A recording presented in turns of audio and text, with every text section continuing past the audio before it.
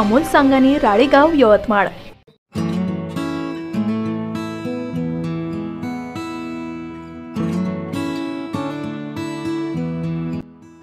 यवतमाळ जिल्ह्यातील मारेगाव शहरातील प्रभाग क्रमांक 6 मध्ये राहणाऱ्या उज्ज्वलकर कुटुंबासाठी 19 वर्षीय तरुणी रितू उज्ज्वलकर सध्या जीवनाचा आधारस्तंभ ठरली आहे।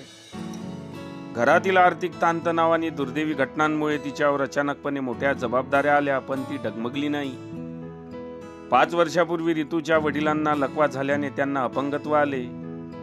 कुटुंबाची जबाबदारी मोठ्या भावावर मोहित उज्ज्वलकरवर आली, किंतु महिन्याभरापूर्वी नागपुरातील एका अपघातात मोहितचा दुर्दैवी मृत्यू झाला। या द्विगुण आघाताने कुटुंबाला मोठा धक्का बसला। मोहित मारेगावमध्ये चहा विकून कुटुंबाचा उदरनिर्वाह करत असे। भावाच्या मृत्यूनंतर रितूने त्याच कामाची जबाबदारी स्वीकारली। रितूने ऑपरेशन थिएटर टेक्निकल ओटी कोर्स पूर्ण केला असून सध्या ती BSc शिक्षण घेत आहे। लोढा हॉस्पिटलमध्ये काम करत असताना तिला जाणवले की अल्प पगारात कुटुंब चालवणे कठीण आहे, त्यामुळे तिने चहाचा गाळा चालवण्याचा निर्णय घेतला। शिक्षण घेताना घर सांभाळण्याचा प्रयत्न करणारी रितू आता आपल्या आई वडिलांसाठी आधार बनली आहे। तिच्या कष्टामुळे घरातील आर्थिक परिस्थिती थोडी सुधारत आहे।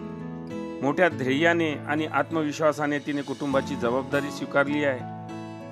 प्रत्येक तरुणाला रितूची संघर्षमय कथा प्रेरणादायी असेल। वयाच्या अवघ्या 19व्या वर्षी तिने ज्या पद्धतीने जीवनाला सामोरे जाण्याचा निर्धार केला आहे त्याला सलाम।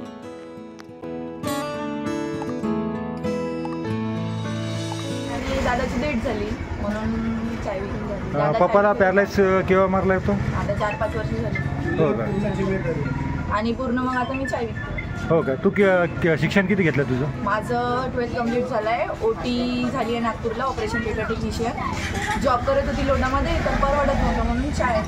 त्यांनी माझं घर नव्हतं चालत। आता शिक्षण BSc ग्रॅज्युएशन शिवाजी कॉलेजमध्ये घेतली।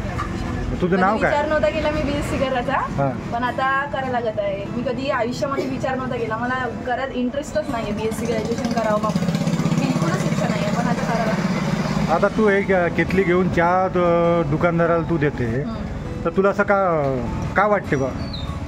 जर मी माझं दुकानदाराला मी चाय नाही दिली तर माझं घर कसं चालणार आहे? माझी रोजी रोटी याच्यावरच आहे। जर मी चाय नाही देणार तर माझ्या घरी तेल आहे, सगळंच आहे, बिल वगैरे सगळं मला याच्यावरच आहे माझं। हो, आता दादाचा ॲक्सिडेंट झाला त्याच्यामध्ये तो दगावला, त्याची जबाबदारी तुझ्यावर आली आता पूर्ण। दादा म्हणजे आता मीच बनली, माझ्या घरचा म्हणजे मोठा व्यक्ती मीच बनली। तुझं नाव काय? माझं नाव रितू उज्ज्वलकर। बातम्यांशी अपडेट राहण्याकरिता आजच आमच्या चॅनलला सबस्क्राईब करा आणि बेल आयकॉनवर क्लिक करा।